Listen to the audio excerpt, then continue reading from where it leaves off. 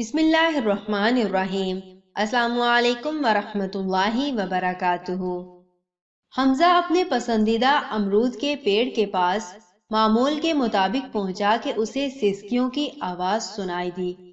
پہلے اس نے سوچا جیسے یہ اس کا وہم ہے، لیکن یہ وہم نہ تھا، پیڑ واقعی رو رہا تھا۔ وہ اس رونے والے پیڑ کے قریب گیا اور پوچھا، پیارے پیڑ، رو کیوں رہے ہو؟ اس کا پوچھنا تھا کہ وہ بلند آواز سے رونے لگا۔ اس سے پہلے کہ وہ اس کے سوال کا جواب دیتا، حمزہ کی آنکھ کھل گئی۔ اس کے بعد اس نے سونے کی بہت کوشش کی کہ وہ پھر سے سو جائے اور خواب وہیں سے شروع ہو، لیکن ایسا نہ ہو پایا۔ دن بھر پیڑ کا رونا اسے پریشان کرتا رہا۔ وہ اس پیڑ کے پاس بھی دن بھر چکر لگاتا رہا، لیکن اسے خواب کا جواب نہ ملنا تھا نہ ملا۔ دادی جان نے اس کے انداز میں تبدیلی کو محسوس کیا اور پوچھا، چندا کیا بات ہے؟ کیا بات پریشان کر رہی ہے؟ اس نے خواب کا واقعہ کہہ سنایا۔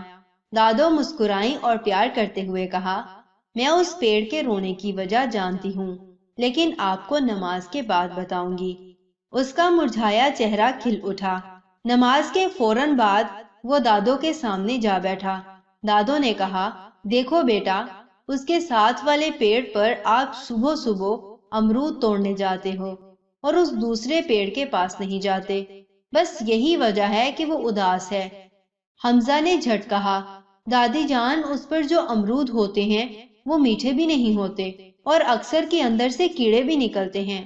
ہم اچھے امرودوں کو چھوڑ کر اس کے پاس کیسے جا سکتے ہیں؟ اس کی بات واقعی ٹھیک تھی۔ پھیکے اور کیڑے والے پھل دینے والے پیڑ کے پاس آخر کوئی کیوں جائے گا؟ بات تو دادی پوتے کی تھی، لیکن ایک گتھی میری بھی سلجھی تھی۔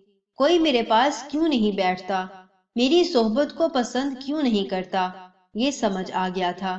میری زبان کے کیڑے، روکھے پھیکے لیے دیے انداز، آخر کوئی میرے پاس کیوں کر بیٹھتا؟